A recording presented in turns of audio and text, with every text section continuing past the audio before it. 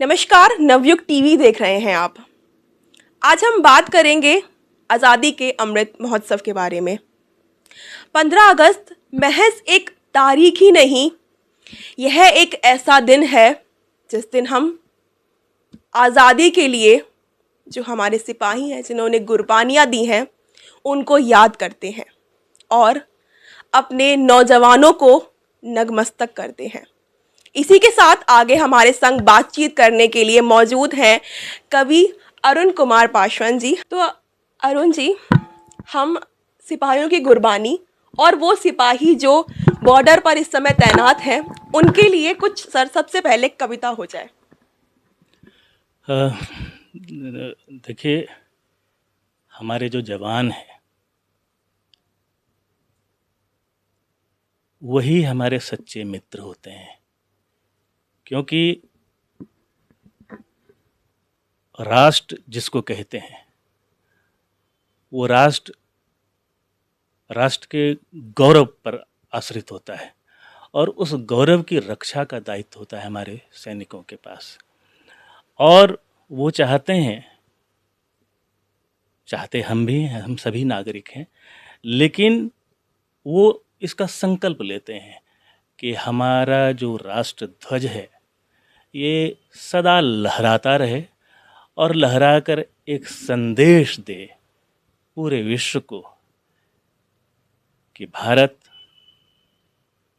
अपनी आज़ादी के लिए कृत संकल्प है। यहाँ का हर एक व्यक्ति, हर एक नागरिक अपने राष्ट्र ध्वज पे कुर्बान है। तो उनकी और पूरे देश की इसी भावना से सनी हुई ये कविता है। और मैं इस कविता से आरंभ इसलिए भी कर रहा हूँ कि इस समय जैसा कि हम लोग जान रहे हैं कि आज 13 तारीख से 3 दिनों के लिए हमारा तिरंगा उत्सव लगातार ये मनेगा, घर घर तिरंगा लगाया जाएगा। तो उसी पर एक कविता तिरंगा उत्सव, जिसमें कि नागरिकों की और सैनिकों की सबकी भावना सम्मिलित है। राष्ट्र ध्वज फहराएंगे, हम गान हर्ष के गाएंगे, अखिल विश्व में इस इष्ट का मान हम बढ़ाएंगे। केसरिया सफेद हरा पर नीला चक्र चमकाएंगे। केसरिया सफेद हरा पर नीला चक्र चमकाएंगे, शांति प्रेम सौहार्द का संदेश चतुर्दिक फैलाएंगे। ली आज़ादी बलिदानों से, ली आज़ादी बलिदानों से उसको नहीं भुलाएंगे। ली आज़ादी बलिदानों से उसको नहीं भुलाएंगे, उन वीरों के सपने सारे सच करके दिखलाएंगे। विषमता की खाई है जो, विषमता की खाई है जो पाट के वो दिखलाएंगे, फूट के बीज जो बोए सबक उनको सिखलाएंगे। कर्तव्य को अधिकार से कमतर नहीं बताएंगे, कर्तव्य को अधिकार से कमतर नहीं बताएंगे, संविधान के संकल्पों को पूरा कर दिखलाएंगे। आज़ादी का अमृत महोत्सव गर्व से मनाएंगे, आज़ादी का अमृत महोत्सव गर्व से मनाएंगे। आज़ादी की रोशनी हम घर घर में पहुंचाएंगे, घर घर में पहुंचाएंगे। बहुत खूब अरुण जी। आज़ादी का अमृत महोत्सव हम गर्व से मनाएंगे। अब बात आती है, आपने बताया अभी हर घर तिरंगा। हर घर तिरंगे का नारा इस समय हर जगह है, लोग तिरंगा लेकर के अपने घर लगा रहे हैं, लेकिन तिरंगा जो हमारे भारत की आन बान शान और गौरव है, मेरा ये सवाल है कि इस पर राजनीति होना क्या सही है? बिल्कुल नहीं, राजनीति ऐसे विषयों पर तो होनी ही नहीं चाहिए, क्योंकि जो हमारा राष्ट्र ध्वज है ये हमारा गौरव है। और राष्ट्र ध्वज तक पहुंच आम जन की हो, ये कोई पहली बार ये प्रयास नहीं हुआ है। इसके पहले भी कई बार इस प्रयास को किया गया है, अदालतों में मामले गए हैं और वहाँ से भी ये कहा गया है कि आम जन भी श्रद्धा देने के लिए स्वतंत्र है। तो अगर इस समय देश में हर घर में इस अवसर पर लगाने के लिए 3 दिनों के लिए ये आह्वान किया गया है, चूँकि हम 75 साल का जश्न मना रहे हैं, आज़ादी के 75 साल का अमृत महोत्सव मना रहे हैं, तो महोत्सव जब नाम हमने दिया है तो कुछ विस्तार तो उसमें होगा है, तो इसलिए इस पर कोई भी राजनीति नहीं होनी चाहिए। और मुझे लगता है कि जो इस पर राजनीति करते हैं वो भी समझते हैं कि हम राजनीति ही कर रहे हैं, उनके अंदर भी भावना होगी कि ये कोई गलत चीज़ नहीं है। बिल्कुल सही कहा आपने। तो मेरा अब आपसे अगला प्रश्न यह है, हम लोग आज़ादी की 75वीं वर्षगांठ मना रहे हैं। ऐसे में आज़ादी का जो सही मूल्य अर्थ होता है वह आपकी भाषा में क्या है आज़ादी का? देखिए, आज़ादी का जो अर्थ है वो हर किसी की भाषा में एक ही होता है।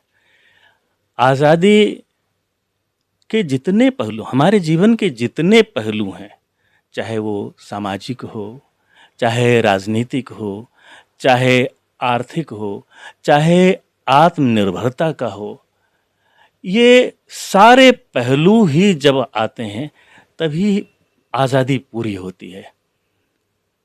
हमने जो 15 अगस्त 1947 को जो स्वतंत्रता पाई वो निश्चय ही महत्वपूर्ण स्वतंत्रता है, क्योंकि हम विदेशियों के गुलाम थे। हमारे बहुत सारे अधिकार जो एक नागरिक के होते हैं या एक देशवासी के अधिकार होते हैं वो सारे हमसे दूर थे। वैसी स्थिति में वो बहुत महत्वपूर्ण तिथि है, उसमें हमें राजनीतिक आज़ादी मिली।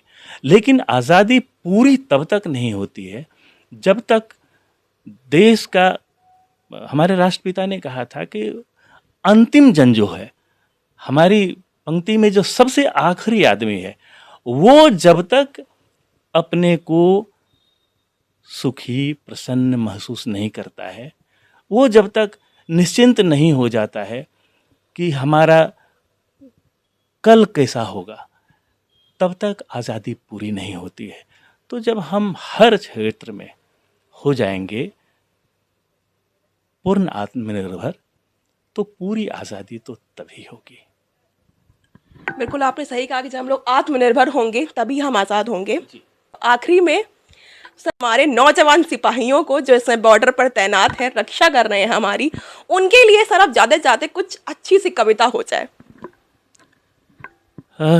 देखिए, अभी पिछले ही दिनों यानी 26 जुलाई को हमने विजय दिवस मनाया है, और जब भी हम अपने सैनिकों पर गर्व की बात करेंगे तो इस विजय दिवस की बात जरूर करेंगे। जब कारगिल को हमने फतह किया था तो उसी पर ये उसी को स्मरण करते हुए ये कविता है। विजय दिवस। विजय दिवस पर गर्व बहुत है, पावन यह अपना पर्व बहुत है। देश राग गाते सब सैनिक, वैसे तो गंधर्व बहुत हैं। उन्हें चाहिए सिर्फ मनोबल, सैनिकों को उन्हें चाहिए सिर्फ मनोबल। गिरी लांघ जाते ले दलबल।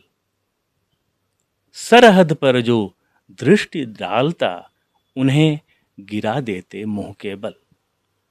यहां देखते बनती एका। जो हमारी सेना है, सचमुच की एकता तो वहीं है, एका वहीं है। तो यहां देखते बनती एका।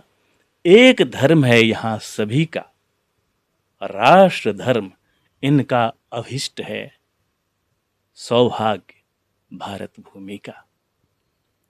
जहां खड़ी हो कोई मुश्किल, सागर तट या चोटी कारगिल, जहां खड़ी हो कोई मुश्किल, सागर तट या चोटी कारगिल, वहां विजय का ध्वज लहराते, भारत माँ की जय कह मिल।